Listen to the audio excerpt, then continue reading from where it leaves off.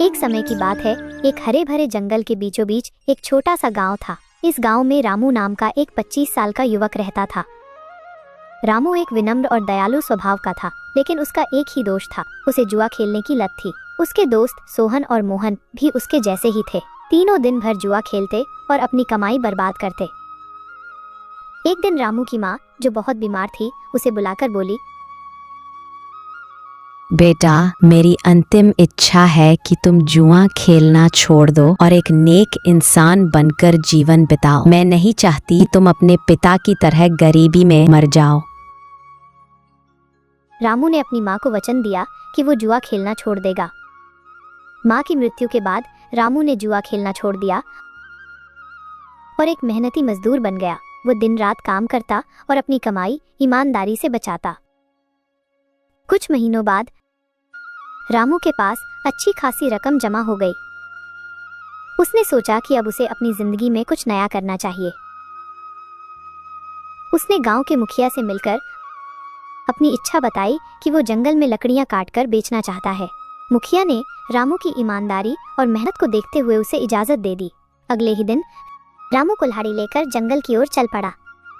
वो पूरे दिन लकड़ियां काटता रहा और शाम तक लकड़ियों का एक बड़ा ढेर जमा कर लिया।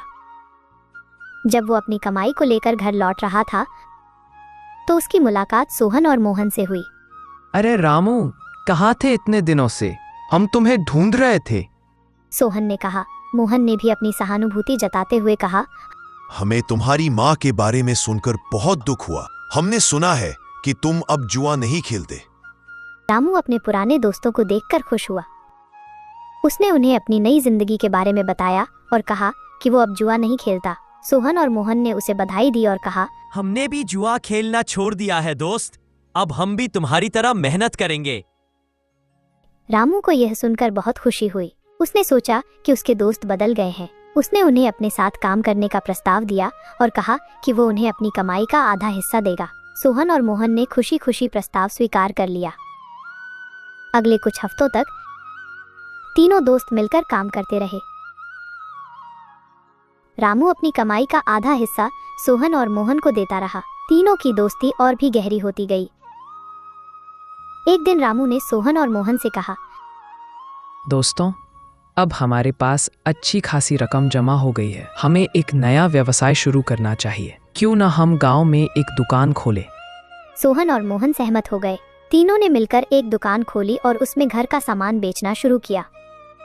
कुछ ही दिनों में उनकी दुकान चल पड़ी और वे अच्छी कमाई करने लगे। रामू खुश था कि उसके दोस्त बदल गए हैं और वे तीनों मिलकर एक अच्छा जीवन बिता रहे हैं। लेकिन उसे नहीं पता था कि उसके दोस्त उसे धोखा दे रहे थे। एक रात रामू अपनी दुकान पर काम कर रहा था। तभी उसने सोहन और मोहन की फुसफुसाहट सुनी। वे दुकान के एक कोने में खड़े थे और कुछ बातें कर रहे थे। रामू ने उनकी बात सुनने की कोशिश की। मुझे नहीं पता कि ये कब तक चलेगा, सोहन ने कहा। हमें रामू की कमाई को कैसे लूटना है, इसकी योजना बनानी होगी। मोहन ने जवाब दिया, चिंता मत करो, मैंने एक योजना बनाई है। हम रामू को एक रात के लिए शहर भेज देंगे और फिर उसकी सारी कमाई चुरा लेंगे। ये सुनकर रामू को बहुत दुख हुआ। उसे विश्वास नहीं हो रहा था कि उसके दोस्त उसे धोखा दे रहे थे। उसने तुरंत एक योजना बनाई। अगले दिन उसने सोहन और मोहन से कहा, दोस्तों, मुझे शहर जाना होगा। मेरी एक रिश्तेदार बीमार है। मैं 1-2 दिन में वापस आ जाऊंगा। तुम लोग दुकान का ध्यान रखना। सोहन और मोहन ने खुशी खुशी रामू को विदा किया। रामू शहर नहीं गया। वो गांव के बाहर एक पेड़ के पीछे छिप गया और इंतजार करने लगा। आधी रात को उसने देखा कि सोहन और मोहन दुकान का ताला तोड़कर अंदर घुस गए। वे रामू की तिजोरी से सारी कमाई चुराने लगे। रामू ने तुरंत गांव के मुखिया को बुलाकर सारी बात बताई। मुखिया और गांव वाले तुरंत दुकान पर पहुंचे और सोहन और मोहन को रंगे हाथों पकड़ लिया। सोहन और मोहन को अपनी गलती का एहसास हुआ। उन्होंने रामू से माफी मांगी और कहा कि उन्हें लालच ने अंधा कर दिया था। रामू ने उन्हें माफ कर दिया और कहा, मैं तुम्हें माफ कर सकता हूँ, लेकिन मैं तुम्हें अपने दोस्त के रूप में स्वीकार नहीं कर सकता। तुम लोगों ने मेरी दोस्ती का मजाक उड़ाया है। मुखिया ने सोहन और मोहन को गांव से बाहर निकाल दिया और उन्हें कभी वापस न आने का आदेश दिया। रामू ने अपनी दुकान चलाना जारी रखा और एक सफल व्यापारी बन गया। उसने कभी भी किसी पर अंधा विश्वास नहीं किया और हमेशा सतर्क रहा।